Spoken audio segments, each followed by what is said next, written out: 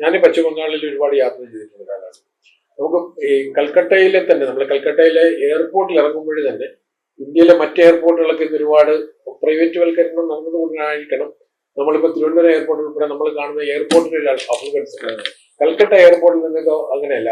ഓട്ടോറിക്ഷയും അവിടുത്തെ ambassador taxi കാറും ഒക്കെ അവിടെ നമുക്ക് ഏറ്റവും കൂടുതൽ കാണാം. കൽക്കട്ടയിൽ മാത്രം കാണുന്ന ഒരു പ്രതിഭാസമാണ് അംബാസഡർ ടാക്സി. അതുപോലെ കൈകൊണ്ട് മാനുവൽ റിക്ഷ ഇന്ത്യയിൽ കുറച്ച് ബീഹാറിലുണ്ട്.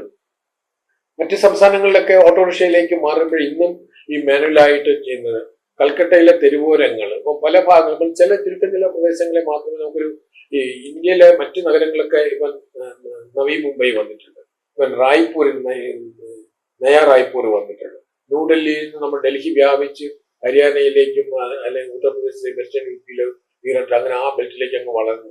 അപ്പൊ നമ്മൾ കാണുമ്പോൾ രണ്ട് ഡൽഹിയുണ്ട്, ഓൾഡ് ഡൽഹിയുണ്ട്, പുതിയ ഡൽഹി. വലിയ മാറ്റം നമ്മൾ ബംഗാളിൽ ചെല്ലുമ്പോൾ ഈ മാറ്റം നമ്മൾ കാണില്ല. അപ്പോൾ ഏറ്റവും കൂടുതൽ സാധ്യതകളുള്ള ഒരു ഒരു ഒരു ഒരു നഗരം ആ സ്റ്റേറ്റും ഇന്ത്യയിൽ ഇന്ന് ഏറ്റവും പിന്നിൽ നിൽക്കുന്ന ഒരു അവസ്ഥയിലാണ്. അപ്പം നരേന്ദ്രമോദി മുന്നിൽ വെക്കുന്ന വികസന രാഷ്ട്രീയത്തിന് ആ തരത്തിൽ വലിയൊരു പ്രചരണം നടക്കുന്നുണ്ട്.